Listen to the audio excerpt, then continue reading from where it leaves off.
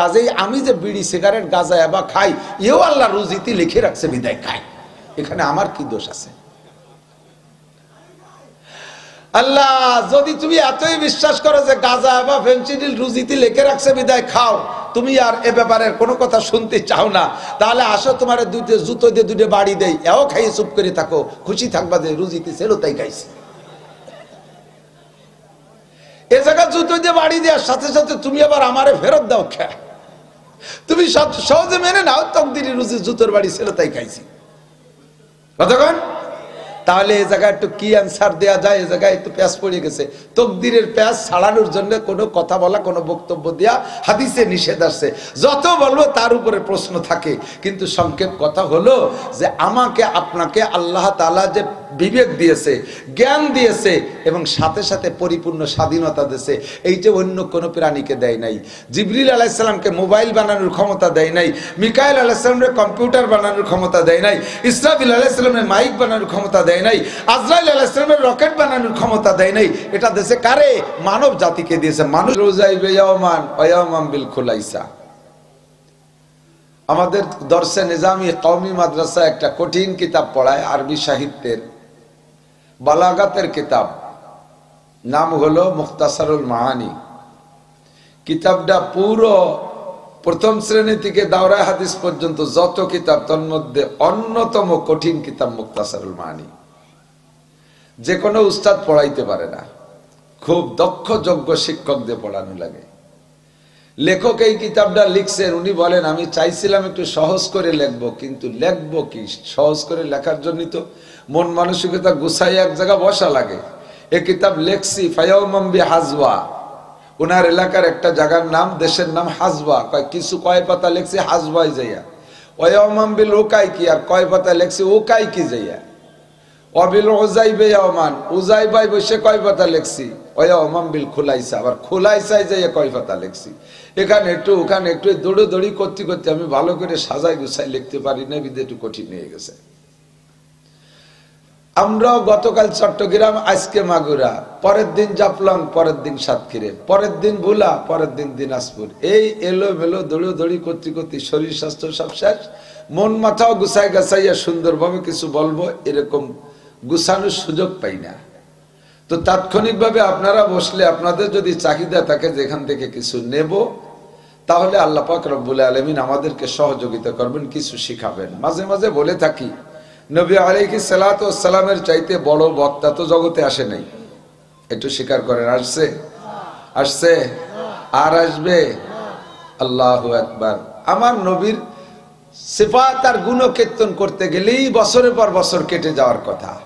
লাউলাহু মা খালাকাল আফলাকা খালিকুহা, লাউলাহু মা খরাজাল ইনসানু মিন আদামি। আমার নবীকে না বানাইলে আল্লাহ তাআলা আসমান জমিন বানাইতেন না। কোন সুবহানাল্লাহ। নবীকে না বানাইলে আল্লাহ তাআলা মানব জাতি বানাইতেন না। নবীকে না বানাইলে অনেক কিছু আল্লাহ বানাইতেন না। আল্লাহ আমার নবীর চাইতে বড় বক্তা আসে নাই, আর আসবেও। আমার দিকে একটু খেয়াল করতে হবে, বেশিক্ষণ কষ্ট দেব না ইনশাআল্লাহ। শীতে হাত পাও সকলেই ঠান্ডা হয়ে আসতেছে।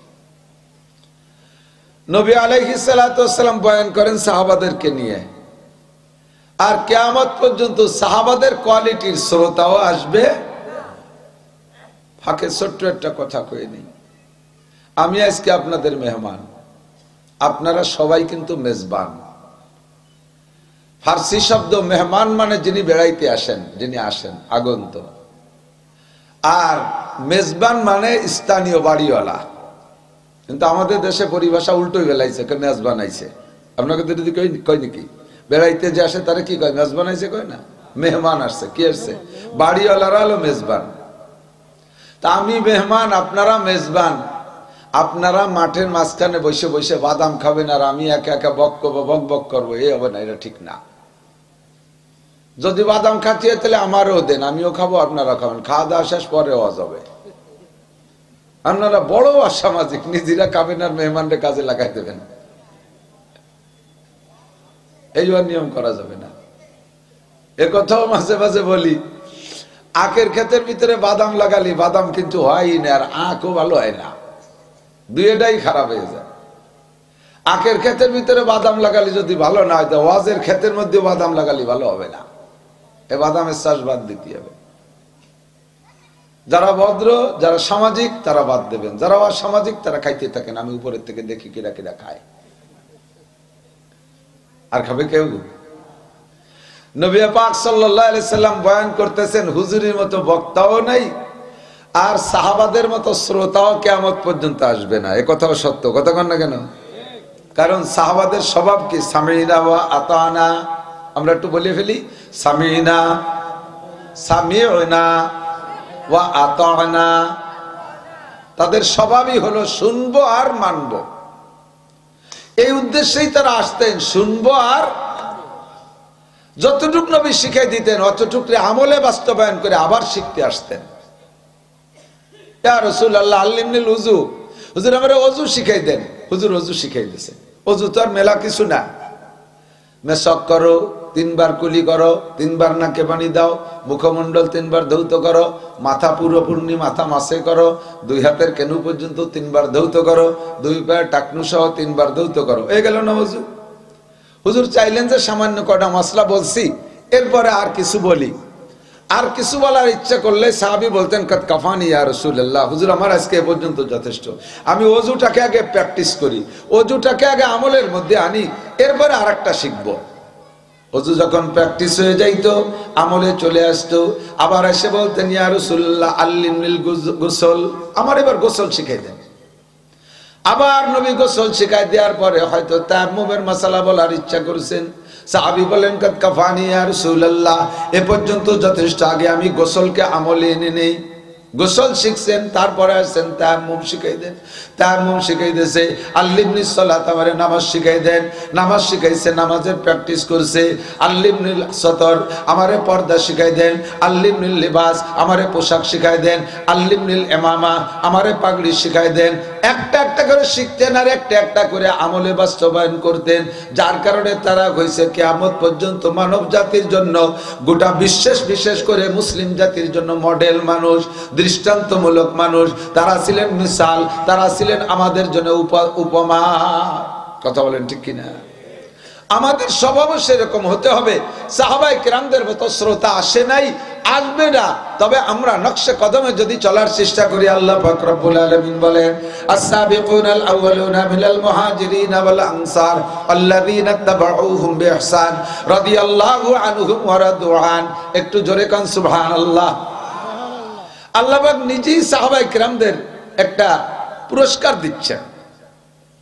আল্লাহ বলেন, আমার নবীর সাহাবাদের ভিতরে প্রথম 2 দল। কয় দল? এক দলের নাম মুহাজির, আর এক দলের নাম আনসার।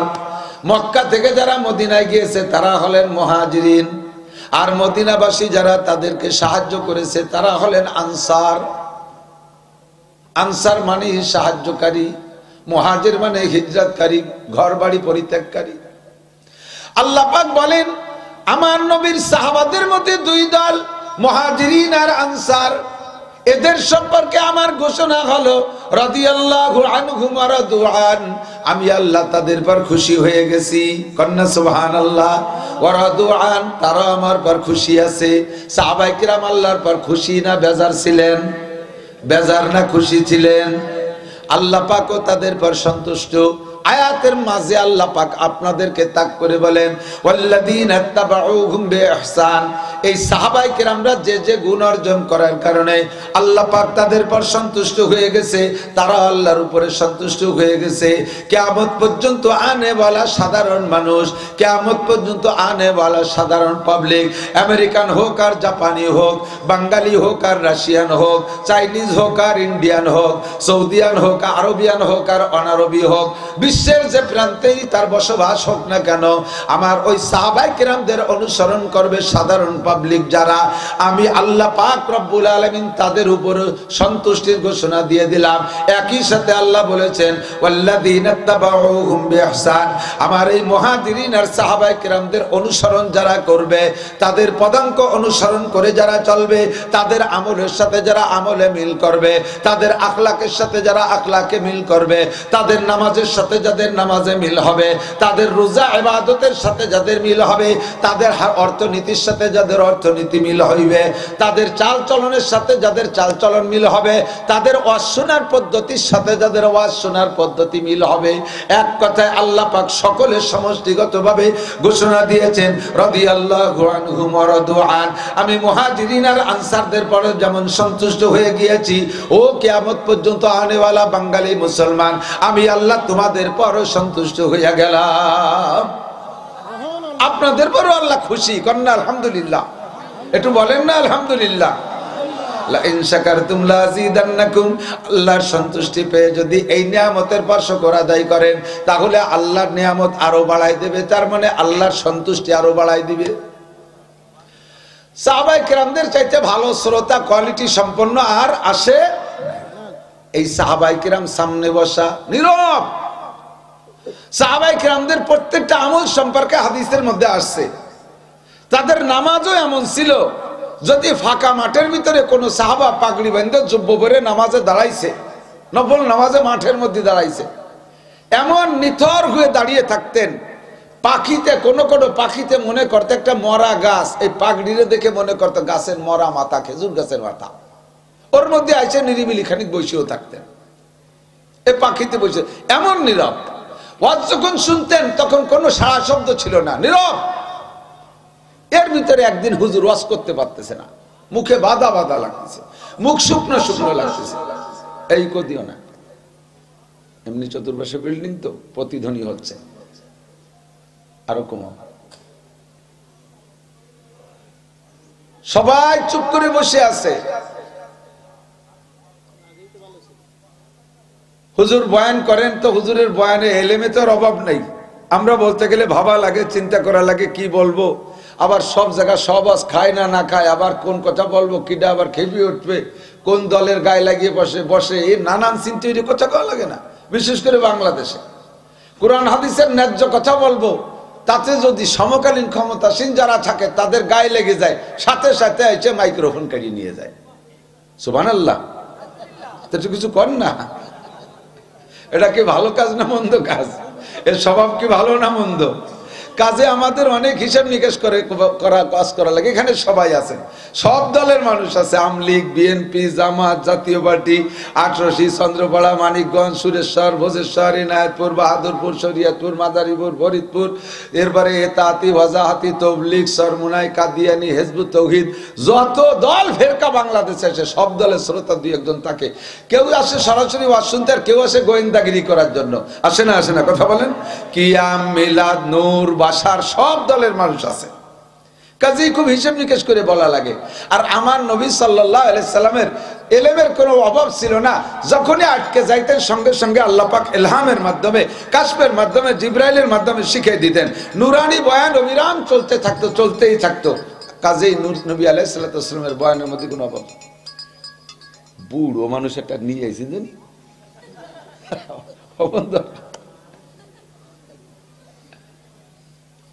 চলে যাবো ওয়াজের দিকে, ছোট্ট একটা কথা বলে চলে যাচ্ছি।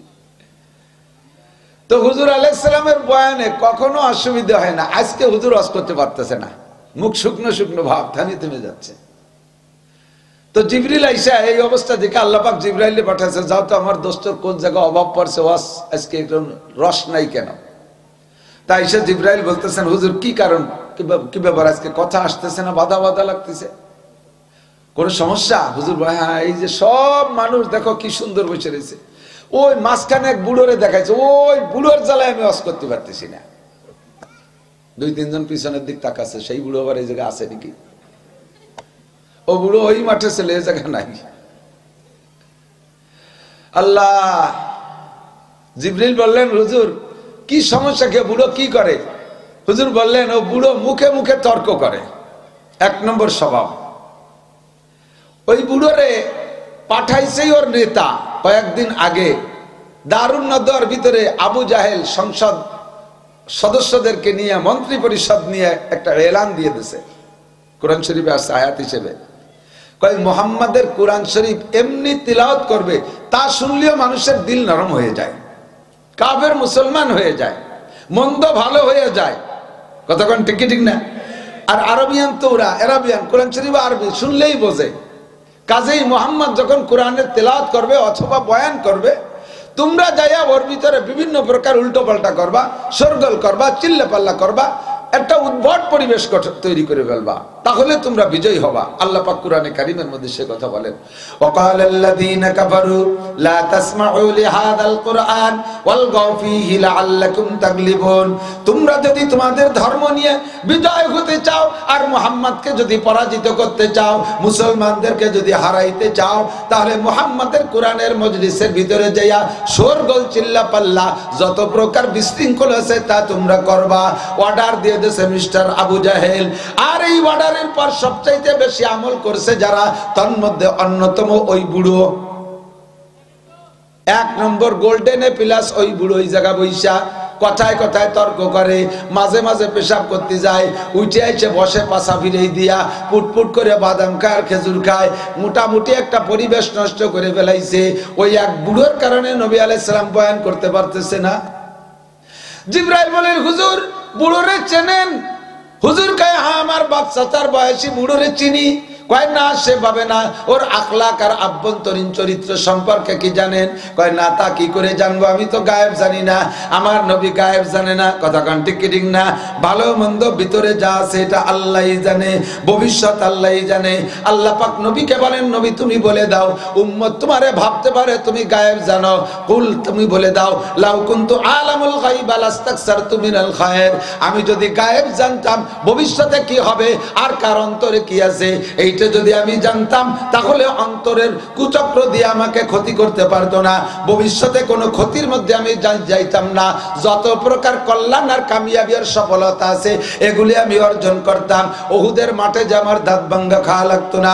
আমি যদি জানতাম যে এদিক থেকে পাথর আসবে সেদিকে আমি ঢাল ধরতাম, আমার মাথার মধ্যে হেলমেট ভেঙে ঢুকে যাইতো না। আমি যদি গায়েব জানতাম সেদিকে আমি ঢাল ধরতাম। তাইফে গেলে ওই পরিমাণ মার খেতে হবে এ জানলে আমি মাত্র 2 জন যাইতাম না, আমি আরো লোকজন নিয়ে যাইতাম।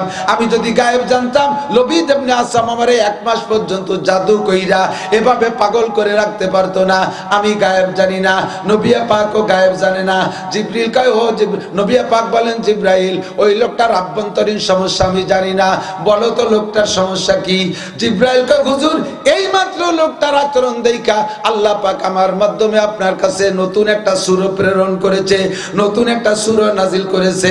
যেই সূরাটা 30 পারা কোরআন শরীফের মধ্যে 29 নম্বর পারায় দ্বিতীয় সূরার স্থান পেয়েছে। সূরাটার নাম সূরাতুল কলম। এই সূরা কলম আমি নিয়ে আসছি। সূরা কলমের ভিতরে শুরু দিয়ে আপনার প্রশংসা, একটু আগায় যাইয়া ওই লোকটার চরিত্র সম্পর্কে আল্লাহ পাক বর্ণনা দিচ্ছেন। লোকটার ভিতরে 9টা দোষ আছে, একে একে 9টা দোষ। এই 9 দোষের অধিকারী বিদায় মজলিসের মধ্যে বেয়াদবি করে। তন্মধ্যে 9টা দোষের ভিতরে 1 নাম্বার দোষ, সর্বশ্রেষ্ঠ যেই দোষটা, সেইটা হলো উতুল্লিম বাদা যালিকা জানিম। ওই লোকটা হলো জারস সন্তান, হারামজাদা।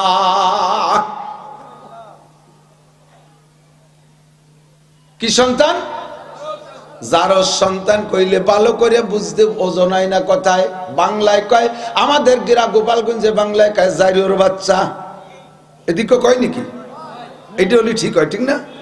জারস সন্তান হারামজাদা, এই খুব উচ্চ মানের ভাষা, ওতে হিট কম হয়। ওইটা জাউরুর বাচ্চা, জারস সন্তান হারামজাদা, আর জন্মের ঠিক নাই। এর কারণে কোরআনের মজলিসের আদব বোঝে না, নবী পাকের আদব বোঝে না, বয়ানের আদব বোঝে না, উলামায়ে কেরামের সম্মান বোঝে না। কথা বলেন ঠিক কি ঠিক না? ওইটা হলো জারুস সন্তান হারামজাদা। জিবরাইলের পরে বললেন, ওগো নবী কিয়ামত পর্যন্ত শুধু এই একটাই লোক না, লোকটার নাম ওলীদ ইবনে মুগীরা। কি নাম?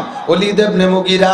ওই জারুস সন্তান একাই এই জায়গায় বসে এই উদ্ভটপনা করতেছে তা না, আপনাকে জানাই দেয়া হলো কিয়ামত পর্যন্ত আপনি এই জারুস সন্তানের একটা আলামত জেনে রাখেন। আল্লাহর কোরআন, নবীর হাদিস, ইসলামী শরীয়তের বিপক্ষে যারা সোচ্চার হবে, যারা আন্দোলন করবে, ইসলামী শরীয়তের বিপক্ষে যারা কথা বলবে, আল্লাহর কোরআনের মজলিস যারা পছন্দ করবে না, উলামায়ে কেরামকে গালি দেবে, ধর্মীয় প্রতিষ্ঠান পছন্দ করবে না, ওগো নবী মুখ দিয়ে বলতে নাও পারলে আপনার উম্মত যেন চিনে নেয় যে মানুষগুলো এই আচরণ করবে ওদের জন্মের মধ্যে কোনো না কোনো দোষ আছে। জন্মের মধ্যে দোষ না থাকলে আল্লাহর কোরআন নবীর হাদিস ইসলামের বিপক্ষে কথা বলতে পারে না। কতক্ষণ আমরা কোন দলের নাম কই না, কোন ব্যক্তির নাম কই না।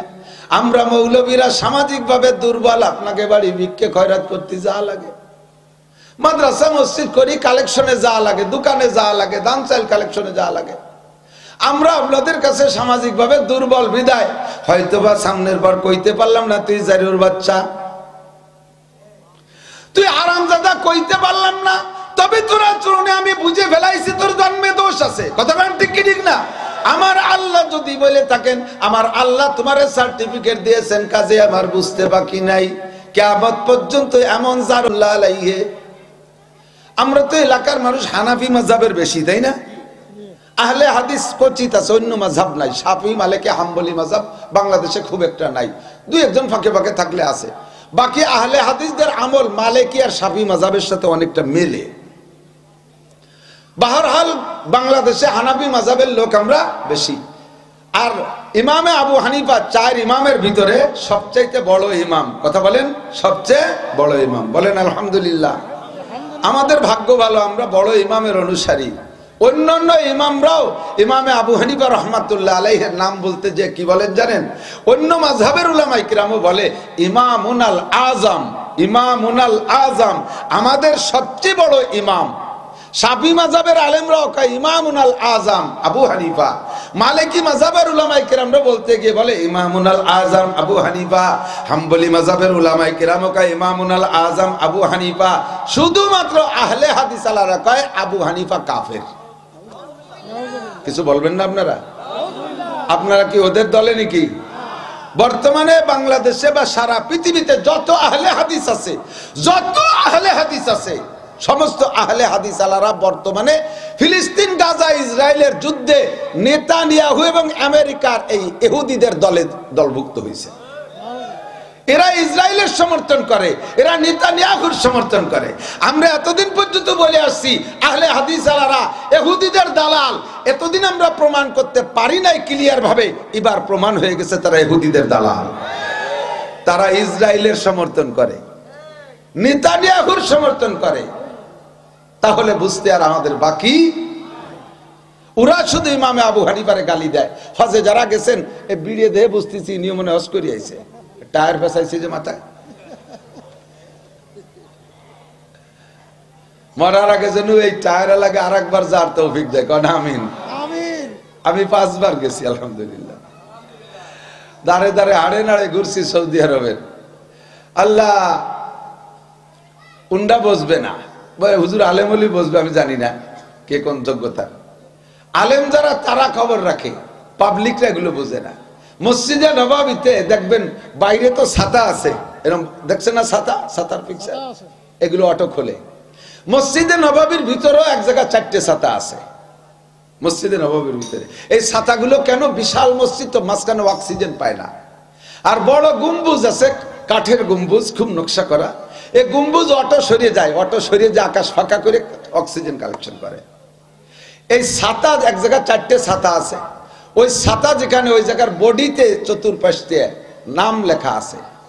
আমার বুঝ অনুযায়ী পূর্ব পাশের এই ডাইন কোণা থেকে দক্ষিণ কোণাতে শুরু, আমার ওই জায়গা যেটা মনে হয়, না দিক ভালো রে বুঝি না ওই জায়গা যাইয়া। তো এখান থেকে লেখা 1 নম্বরে আল্লাহ জাল্লা শানুহু, আল্লাহর নাম, মুহাম্মদ ইবনে আব্দুল্লাহ, আবু বকর ইবনে আবি কুহাফা, উমর ইবনে খাত্তাব, উসমান ইবনে আফফান, আলী ইবনে আবি তালেব। এইভাবে করে আশারায়ে মুবাশশারা 10 জন জান্নাতি সুসংবাদ প্রাপ্ত সাহাবা। এনাদের নামের পরে হাসান হুসাইন এনাদের নাম। এ লিখে এই কোনায় যায়, এখান থেকে শুরু হয়েছে বড়দের নাম, ওই কোনায় যে শুরু হয়েছে সাহাবাদের নামের পরের থেকেই শুরু হয়েছে। 1 নম্বরে নোমান ইবনে সাবিত আবু হানিফা রাহমাতুল্লাহ আলাইহি, 2 নম্বরে শাফি ইবনে ইদ্রিস রাহিমাহুল্লাহ ইমাম শাফি, 3 নম্বরে মালিক ইবনে আনাস রাহমাতুল্লাহ আলাইহি, 4 নম্বরে আহমদ ইবনে হাম্বল রাহমাতুল্লাহ আলাইহি। ও জায়গা সিরিয়ালও আমাদের ইমাম সাহেবের নাম 1 নম্বর। এদেশে যারা আহলে হাদিস করে তারা ইমামে আবু হানিফারে অনেকে কাফের মনে করে। আরে ইমামে আবু হানিফারে কাবের তুমি মনে করো যেই মক্কা মদিনার থেকে এলেম আসছে সেই মদিনার ইমাম সাহেবরা তার নামটা আজ পর্যন্ত স্বীকারে রেখেছে। যদি সে কাবের হতো মসজিদে নববীতে তার নাম রাখতো না। কথা বলুন ঠিক ঠিক না? ওনার ছাত্র ইমামে আবু ইউসুফ, এই ইমামে আবু ইউসুফের ছাত্র ইমাম শাফি, ইমামে মুহাম্মদ রাহমাতুল্লাহ আলাইহি, ইমামে জুফার, এই বড় বড় ইমামদেরকে নিয়ে এরকম একটা বড় মাঠে, ইমামরা তখন ছাত্র, ইমাম আবু হানিফা রাহমাতুল্লাহ, আমি একটা কথা বলার জন্য বলছি, কথা এসে গেলে তার আনুষঙ্গিক যেটুক থাকে যেটুক বলা লাগে, কিসসাটা আপনার স্মরণ হয়ে যাবে, ইয়াদ থাকবে ইনশাআল্লাহ। বিকেল বেলা আসরের পরে পাহাড়ের পাদদেশে ছায়ায় বৈশা ইমামে আবু হানিফা রাহমাতুল্লাহ আলাইহি একটা খোলা মাঠের কিনারায় এই সাহাবা ওনার সাথীদেরকে নিয়ে গোল হয়ে বৈশা মাসলা মাসালার আলোচনা করতেছে। উন্ডা গোল হয়ে বসে মাসালার মুযাকারা করতেছে। মাঠের মধ্যে ছেলেরা ফুটবল খেলতেছে। ফুটবল অনেক আগের থেকেই খেলা চলে। বলে লাথি মারছে, শট মারছে, একটা বল উইড়ে আইসা ওনাদের ওই গোলাকার ক্ষেত্রার মধ্যে পড়ছে। বলটা মাঝখানে পইড়া এ হুজুরের সাথে একবার, ওখান থেকে ধাক্কা খেয়ে ও হুজুরের সাথে একবার, হুজুরদের ভিতরে সবাই এক এক গাই দিয়া এরপরে বলটা মাঝখানে শান্ত হইছে, বাইরে গোলের থেকে বের হয়ে যেতে পারে নাই। 11 দুগুনি 22 জন প্লেয়ার এরা পাশে আইসা উকি মেরে দেখে বলটা মাঝখানে পড়ে আছে। বেলা রয়ে গেছে, আরো তো খেলতে হবে, কিন্তু বল পড়ছে এত বড় বড় হুজুরদের প্যাসের ভিতরে, এই বল আনতে যাবে কে? প্রথম একজন যাইয়া কাছে যে চুপ করে ফিরে আসছে, দ্বিতীয় জন ফিরে আসছে, তৃতীয় জন ফিরে আসছে, একে একে 21 জন প্লেয়ার কাছে যায় যে বল আনতে ভিতরে ঢুকতে সাহস পাই নাই, ফিরে চলে আসছে, ফিরে চলে আসছে। 22 নম্বর যে রয়েছে ও কয় এইভাবে তোমরা যদি লজ্জা করো তাহলে বিকেল টাইমটা সম্পূর্ণ শেষ হয়ে যাবে, আর বল খেলা হবে না। হুজুরদের মধ্যে বল পড়ছে, তাতে কি হয়েছে? বল না আনলে পরা খেলবো কিভাবে? ও যাইয়া লাভ দিয়ে যে মাঝখান থেকে বলটা দূরে নিয়ে বেরোয় চলে আসছে। আবার খেলা শুরু হয়ে গেছে। ছেলেটা যখন বল নিয়ে বেরোয় যায়, ইমামে আবু হানিফা রাহমাতুল্লাহ আলাইহি বলছেন, এ তোমরা লক্ষ্য করো যারা ছাত্ররা আছো, খবর নিয়ে দেখো, ভালো করে তল্লাশি লাগায় দেখো, এই লাস্টে যে ছেলেটা বল নিয়ে গেছে ওই ছেলেটার জন্মের মধ্যে কোনো না কোনো দোষ আছে। জন্মের মধ্যে দোষ আছে। আল্লাহু আকবার। মজলিস ভেঙে গেছে, চলে গেছে। কিছুদিন পর ওনাদের মধ্য থেকে একজন আইসা, ওই ছাত্র ইমাম যারা ছাত্র পরবর্তীতে তারা বড় বড় ইমাম, ওনাদের মধ্যে একজন আইসা ইমামে আবু হানিফাকে বলতেছে, জি হযরত, ওই ছেলেটার জন্ম বৃত্তান্ত আমি খুঁজে পাইছি। আজ থেকে বেশ কয়েক বছর আগে ছেলেটা দুনিয়ায় আসার আগে, জন্মের আগে, ওই ছেলেটার আব্বা আইসা আমার কাছে একটা মাসালা জিজ্ঞেস করছে। মাসালাটা হলো, হুজুর আল্লাহর কোরআনে বলছেন স্ত্রীকে তার মাসিক অবস্থায় ব্যবহার করা জায়েজ নাই। আমি তো আমার স্ত্রীকে মাসিক অবস্থায় ব্যবহার করে ফেলাইছি, সম্ভবত ওই ব্যবহারে গর্ভধারণ করেছে। হুজুর এই গর্ভের সন্তানটার কি মাসালা? হুজুর বললেন সন্তানটা হালাল, যেহেতু বাপের ঔরজার সন্তান, কিন্তু আল্লাহর নিষেধাজ্ঞার ভিতরে জন্ম দিয়েছো, কাজেই ওর জন্মের মতের ভিতরে আংশিক অপরাধ আছে, আংশিক ত্রুটি আছে। ওই ত্রুটির কারণে সন্তানটা বেয়াদব হতে পারে, উশৃঙ্খল হতে পারে, বিশৃঙ্খলা করতে পারে। এই সন্তানটা খবর নিয়ে পাইলাম হুজুর সেই লোকটারই সন্তান। ডাইরেক্ট হারামজাদা, ডাইরেক্ট নাপাক, ডাইরেক্ট অবৈধ সন্তান, অথবা ইনডাইরেক্ট হারামজাদা, কিছুটা হলেও দোষ থাকতে হবে। আল্লাহু আকবার। উতুল্লিম বাদা যালিকা জানিম। ও যুবকরা, তোমরা অনেক সময় উল্টো পাল্টা করো। আমরা চোখের সামনে কিছু বলি না, আমরা মুখের উপরে কিছু বলি না, তবে কোরআন হাদিস থেকে আমরা বুঝে ফেলাইছি তোমার জন্মের মধ্যে কোনো না কোনো দোষ আছে, নইলে তুমি মুরব্বির সাথে বেয়াদবি করতে পারো না, আলেমের সাথে বেয়াদবি করতে পারো না, মাহফিলের সাথে বেয়াদবি করতে পারো না, কোরআন হাদিসের সাথে বেয়াদবি করতে পারো না, উলামায়ে কেরামের সাথে বেয়াদবি করতে পারো না, যদি তোমার জন্মের মধ্যে দোষ না থাকে। জানতি সত্ত্বে আজকে এই দুইটা ঘটনা থেকে আমরা শিক্ষা নেব, জীবনে আর কোনোদিন এই জাতীয় বেয়াদবি আমরা করব। কথা বলেন, করব? 74 মার গেছে না সিনফসরা। এই বর্তমানে তো শীত চলতেছে খুব, সূর্য মনে একটু মুখ খোলা খোলা ভাব। বলেন আলহামদুলিল্লাহ। আল্লাহ দিনই মাহফিল মিলাইছে কা, মিলেবে রাত্রে। আবার রাত্রে যদি মিলে কয় যে এত রাত পর্যন্ত ওয়াজ শোনা যায় নাকি? গরমকালে মাহফিল দিলি কয় গরমের মধ্যে ওয়াজ শোনা যায় নাকি, শীতকালে দিলি কয় এত বড় শীতের মধ্যে দিতে কইছে কিটা। কতক্ষণ জালালউদ্দিন রুমি শেখ ফরিদউদ্দিন আত্তার রহমাতুল্লাহ আলাইহি বলেন 74 মার গেছে নাসি নফসেরা নাইকা 7 না পার রাত বর হাওয়া গরবা পর গুয়েত বগুয়া দুস্তরাম আর নাহি বারাস বগুয়াদ তয়রাম।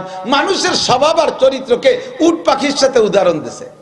মানুষের চরিত্র, মানুষের আখলাক উট পাখির মতো। এদিক থেকে যারা চিড়িয়াখানায় গেছেন উট পাখি দেখছেন না, উট পাখি, উট পাখি, বড় পাখি, উট পাখি। কয় মানুষের স্বভাব উট পাখির মতো। কেমন?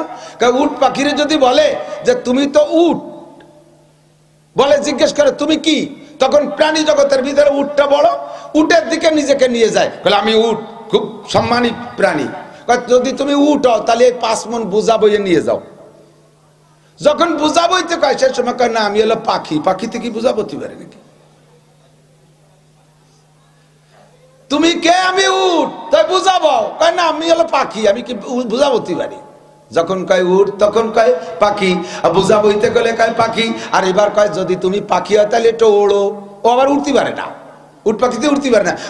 তুমি যখন পাখিতে একটু ওড়ো, কয় না আমি হলো উট, উঠতে কি উঠি কি ওড়ে নাকি? যখন যে বেকায়দা আসে সে বেকায়দাটা প্লেস করে। আল্লাহ পাক আমাদের ভালোবাসা ডেকে নিয়ে আসে। দিনের বেলা শীতের সময় একটা মজার পরিবেশ, বলেন না আলহামদুলিল্লাহ। সময় কম কামাই বেশি, অল্প সময়ের ভিতরে ইনকাম করব। এই ওয়াজ নসিহত মাহফিলের মাকসাদ 2টা, জোরে বলেন কয়টা? 2টা মাকসাদে আসছি। আমার ওয়াজের ভিতরে যুক্তি আছে, শুনতে ভালো লাগে তাই শুনতে আসছেন তা না। আর একজনের ওয়াজের মধ্যে কণ্ঠ আছে, গজল গায় তাই শুনতে আসছি তা না। এখানে সময় দিয়েছি 2টা জিনিস শিখবো। একটা হলো ইমান শিখবো, আর একটা হলো আমল শিখবো। ইমান আর আমল শেখার জন্য হলো মাহফিল, ইমান আর আমল শেখানোর জন্য ওলামায়ে কেরাম। মাদ্রাসার মধ্যে ইমান আমল শিক্ষা হয়, মসজিদের মধ্যে ইমান আমল শিক্ষা হয়, তাবলীগের মধ্যে ইমান আমল শিক্ষা হয়, পীরের দরবারে ইমান আমল শিক্ষা হয়, বিশ্ব ইজতেমায় ইমান আমল শিক্ষা হয়। কথা বলেন ঠিক কি ঠিক না? ইমান আর আমল শিখবো। এবার 2টা জিনিসের ভিতরে সবচাইতে ইম্পর্টেন্ট, ইমানও শিখবো আমলও শিখবো। ইমান হলো ভেরি ভেরি ইম্পর্টেন্ট। 1 নম্বরে লাগবে ইমান। আপনার হাজারো আমল আছে কিন্তু ইমানের সমস্যা আছে। খেয়াল খেয়াল খেয়াল এদিক, আপনার হাজারো আমল আছে, ইমানের সমস্যা আছে। 1000 বছর যদি হায়াত পান আর 1000 বছর আপনি আমল করেন, যত পিওর আমল করেন না কেন, ইমানের মধ্যে সামান্য ত্রুটি থাকলে খোদার কসম আপনি 1 সেকেন্ডও জান্নাতে যাইতে পারবেন না। আর ইমানটা বড় ক্রিটিক্যাল জিনিস। এ মানুষের থেকে বেরোয় যায়, একেবারে সামান্য ছিদ্র পাইলে ইমান বেরোয় যায়। আমি মাঝে মাঝে উদাহরণ দিয়ে, ইমান বেরোনোর উদাহরণ দিয়ে বলে থাকি। এই যে মাহফিল হলে পোলা পান্ডা খেলনা মেলনা কেনে না, মাহফিলের একটা মেলা হয়, ওর মধ্যে বেলুন কেনে দেখছেন, বেলুন বেলুন। আর এমনিও তো বেলুন পাওয়া যায়, গোল বেলুন। এই বেলুনটার একটা ধারণ ক্ষমতা আছে, এতটুকু পর্যন্ত হাওয়া সে গ্রহণ করতে পারে। সেই ধারণ ক্ষমতা পরিমাণ হাওয়া দিলে বেলুনটা পুরো ফুলে গোল হয়, ঠিক কিনা? তার চেয়ে বেশি দিলি বাস্ট হয়ে যায়, ফেটে যায়। তার চেয়ে কম থাকলে চুপসা থাকে, মুখের কাছে ছোট থাকে, ঠিক কিনা? পিছনে বুটার কাছে ছোট থেকে যায়। বোঝা যায় যে হাওয়া পরিপূর্ণ ঢোকে।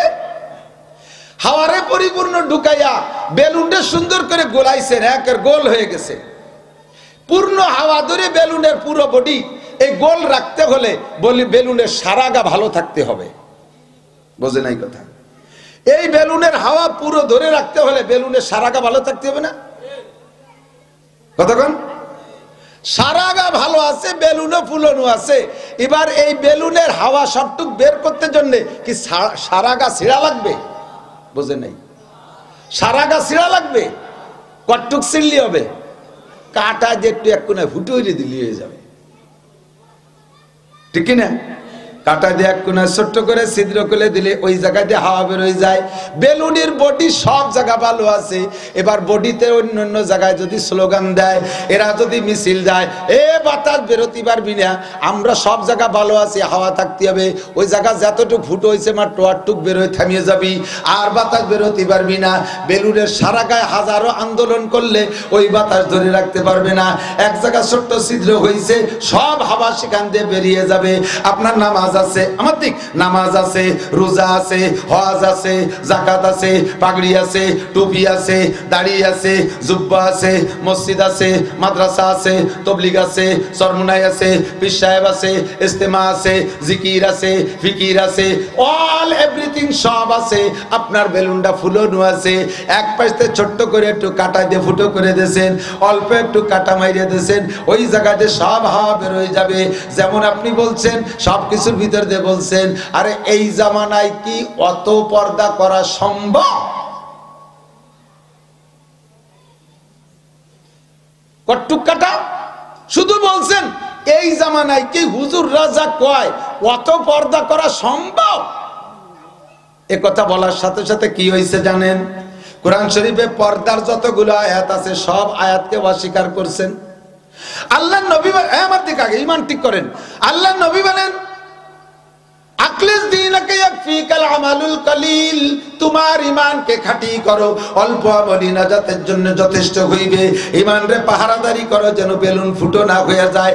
নবী পাক বলেন মা আমানা বিল কুরআনে মান ইস্তাহাল্লা মাহারিমাহু, ওই ব্যক্তি গোটা কোরআনকে অস্বীকার করলো ওই লোকটা পাক্কা কাফের।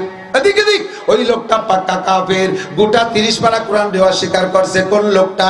যে লোকটা কোরআনের মাত্র একটা আয়াতকে অস্বীকার করছে, একটা আয়াতের পর অভিযোগ করছে, একটা আয়াতের উপরে কেমন কেমন ভাব পোষণ করছে। এই জামানায় কি এত পর্দা চলে নাকি? আরে চাষির সাথে একটু দেখা করবো তাতে কি হয়েছে? মামির হাতের দুধ ভাত খেতে বিজয় মিঠা। ভাবি আমার মার মতো, বড় ভাবি আমারে মায়ের মতো লালন পালন করছে, তার সাথে বলে দেখা দেওয়া যাবে না। শালি তো আপন বোনের মতো, তার সাথে একটু দেখা করা যাবে না। এই কি এই জামানায় মানা যায় নাকি? এই কথা বলার সাথে সাথে কোরআনের পর্দার আয়াতগুলোকে অস্বীকার করেছেন।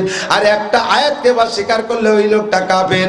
আপনার যত ইবাদত আছে কোন ইবাদতে আপনার ইমানের হাওয়াকে ধরে রাখতে পারবে না। বেলুন ফুটো হয়ে গেছে একটা কথার দ্বারা। আরে এত কি পরিচ্ছন্নতা করে চলা যায়? এত হালাল হারাম বাইসিকুটি চলা যায়? একটু ব্যারাকের টাকা না নিলি তো ভাইসেই যেতাম। এই ব্যারাক অ্যাডামস কারিতার বিআরডিবি স্বনির্ভর জাগরণী চক্র আশা প্রশিকা গ্রামীণ ব্যাংক এরা না আসলে তো মরিয়েই যেতাম। এই হুজুররা বড় বড় গল্প মারে আর ওয়াজ করে পকেট করে টাকা দিয়ে যায়, আমাকে তো 4 পয়সা দিয়ে যায় না। এই ব্যারাক আব্বারাই তো আমাকে বাঁচাইছে। বলার সাথে সাথে তুমি কাফের। অত হালাল হারাম বেশি চলা যায় না, বলার সঙ্গে সঙ্গে হালাল হারামের আয়াতকে অস্বীকার করেছেন। এত নামাজ পড়ে পারা যায় নাকি? এত নামাজ পড়ে পারা যায় নাকি? বলার সাথে সাথে আপনি নামাজের 82টা আয়াতকে অস্বীকার করেছেন। আরে এই জামানায় জিহাদ আছে নাকি? জিহাদ আবার কি? জিহাদের কথা বলি তারে জঙ্গি ফঙ্গি আবাজাবা কইয়া তারে খাটো করার চেষ্টা করে, আক্রমণ করার চেষ্টা করে, অ্যারেস্ট করার চেষ্টা করে। জোরে বলেন আছে না নাই? একদল আছে না নাই? জিহাদ সম্পর্কে কথা বললে যদি প্রতিবাদ করে 682টা আয়াতকে অস্বীকার করা হবে। 682টা আয়াত। একটা আয়াতকে অস্বীকার করলে তুমি কাফের, পাক্কা কাফের। তোমার ইমানের হাওয়া বেলুন ফুটে বের হয়ে চলে গেছে। সেখানে জিহাদকে অস্বীকার কইরা তুমি জিহাদের বিরোধিতা করে 682 আয়াতকে অস্বীকার করেছো। নামাজ না পড়ে তুমি 82 আয়াতকে অস্বীকার করেছো। যাকাত না দিয়া যাকাতের আয়াতগুলোকে অস্বীকার করেছো। পর্দা না করে পর্দার আয়াতগুলোকে অস্বীকার করেছো। ও বান্দা, তাহলে তুমি মুমিন না কাফের? এবার নিজেকেই নিজে বিচার করো। এই জন্য আল্লাহ পাক রব্বুল আলামিন বলেন নাসির, অল্প সময়ের ভিতরে ছোট্ট সূরার তরজমা বলে দাও। ওয়াল আসর। আল্লাহ পাক এই কথাটা বোঝানোর জন্য কসম খেয়ে কথা বলে। আল্লাহর কোন কথা বান্দা যদি গ্রহণ না করে আল্লাহর কিছু আসে যায়? কথা কোন আসে যায়? আমরা যদি সারা দুনিয়ার সবাই কাফের হয়ে যায় আল্লাহর কোনো লস আছে? সারা দুনিয়ার সবাই যদি মুমিন হয়ে যায় আল্লাহর কোনো লাভ আছে? আমরা আল্লাহর কোরআন না মানলে আল্লাহর কোনো লস নাই, আল্লাহর কোরআন মানলেও আল্লাহর কোনো লাভ নাই। আমরা আমল করলে আল্লাহর লাভ নাই, আমরা আমল না করলে আল্লাহর লস নাই। তারপরও আল্লাহ পাক তার কথাগুলো বান্দার মধ্যে গ্রহণযোগ্যতা তৈরি করার জন্য কসম খেয়ে বলতেছেন ওয়াল আসর। আল্লাহকে আমি সময়ের কসম খেয়ে বলি বান্দা। আরে এদিক এদিক আমরাও কসম খাই না? আমরা কসম খাই কার কসম? একমাত্র আল্লাহর নাম, আল্লাহর জাতি নাম আর আল্লাহর সিফাতি নাম ছাড়া অন্য কাহারও কসম খাওয়া জায়েজ নাই। নবীর কসম, কাবার কসম, কোরআনের কসম, হাদিসের কসম, ছেলের কসম, মাইয়ের কসম, আব্বার কসম, পীর সাহেবের কসম, এই সব কসম শিরিক। কসম হলে হবে কার নামে? একমাত্র কার নামে? বলবেন আল্লাহে, বিল্লাহে, তাল্লাহে। আমরা এই কসমকে কেন কন্ত? কথার গুরুত্ব বাড়ানোর জন্য, ঠিক কি না? আমার কথা নিচ্ছে না, কারণ আমি যে কয় নম্বরের সিটার আর বাটপার তা তো সবাই জানে। আমার কথা শুনতে চায় না, মানতে চায় না, এই জন্য আল্লাহর কসম এমপি আইছে মোহাম্মদপুর। কারণ আমি এর আগে যতবার কইছি ততবারই দেখা গেছে মিথ্যে কইছি। এমপি আসি নাই, আইছে চেয়ারম্যান, আপনাকে কসম কে পাঠাই দিছি, আপনাকে খবর দিয়ে পাঠাই দিছি। এবার কই আর বাদ দে, বাটপার সিটার কোনটি কারে দেখিয়েছে তার নাই ঠিক। বললাম যে প্রধানমন্ত্রী আসছে, আরে তুই চিনিস প্রধানমন্ত্রী? মমতাজ দেখে কয় প্রধানমন্ত্রী এসে। এখন এই কথার গ্রহণযোগ্যতা বাড়ানোর জন্য আমার কসম খাওয়া লাগে না। দোকানে বাকি খাইতে খাইতে আপনি একেবারে এলাকায় প্রসিদ্ধ হয়ে গেছেন, ও বাকি নিলি টাকা দেয় না।